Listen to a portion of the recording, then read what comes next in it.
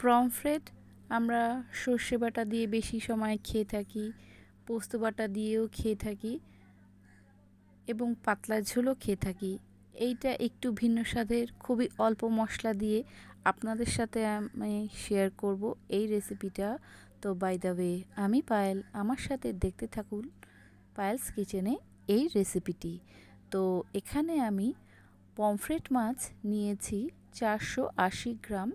আমি বাজার থেকেই একদম পরিষ্কার করে কাটিয়ে নিয়ে এসেছি। তারপরে আমি এটাকে ধুয়ে রাখছি। এর মধ্যে আমি হাফ চা চামচ হলুদ গুঁড়ো, স্বাদ মতো লবণ দিয়ে মাছের গায়ে আমি ভালো করে মাখিয়ে নেব, যাতে মশলাটা মাছের মধ্যে ভালো করে ঢুকে যায়। ঠিক এইভাবেই আপনারা নুন হলুদটা মাখিয়ে নেবেন।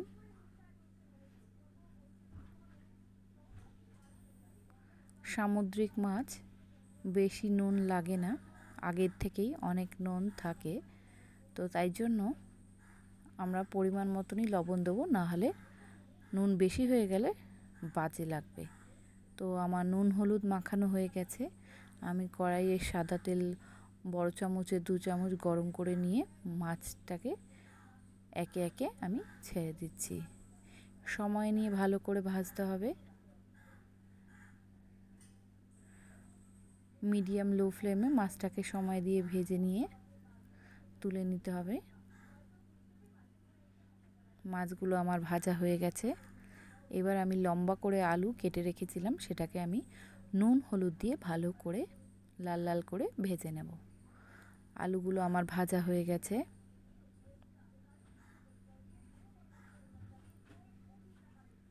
এবার আমি সেই তেলের মধ্যেই একটু গরম মশলা গুঁড়ো দিয়ে দিচ্ছি। তার মধ্যে আমি পেঁয়াজ দিয়ে দিচ্ছি। পেঁয়াজটাকে আমি একটু হালকা লাল লাল করে ভেজে তার মধ্যে আদা রসুন বাটা দিয়ে দিলাম। একটু জল দিয়েছিলাম যাতে পোড়া না লাগে। তারপরে লঙ্কার গুঁড়ো হলুদ দিয়ে ভালো করে বেশ করে কষিয়ে নিতে হবে। কষানোর হয়ে গেলে একটা মিডিয়াম সাইজের টমেটো আমি এর মধ্যে দিয়ে বেশ করে নেড়েচেড়ে টমেটোকে গালিয়ে নিয়ে আবার একটুখানি জল দিয়ে এটাকে ভালো করে কষিয়ে নিচ্ছি। তারপরে স্বাদ মতো একটু চিনি দিয়ে দিলাম। তারপর আলুগুলো আমি এর মধ্যে দিয়ে দিচ্ছি।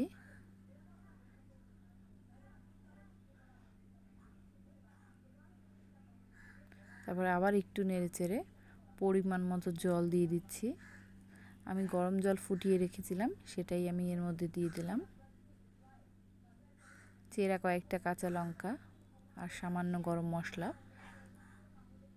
দিয়ে আমি এই ঝোলটাকে ভালো মতো ফুটতে দেব। ঝোলটা ফুটে যাওয়ার পর ভাজা মাছগুলো একে একে আস্তে আস্তে করেও আমি এর মধ্যে দিয়ে দিচ্ছি। পমফ্রেট মাছ খুব নরম হয়, তাই খুব ধীরে সুস্থে কাজগুলো করতে হয় যাতে গোটা গোটা থাকে, মাছ না ভেঙে না যায়। মাছের ঝোলটা প্রায় হয়ে এসছে। আমি স্বাদ মতো নুন আর স্বাদ মতো একটু চিনি দিয়ে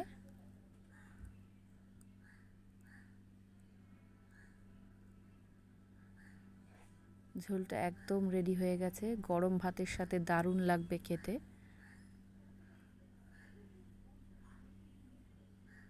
আপনারা অবশ্যই বাড়িতে ট্রাই করবেন।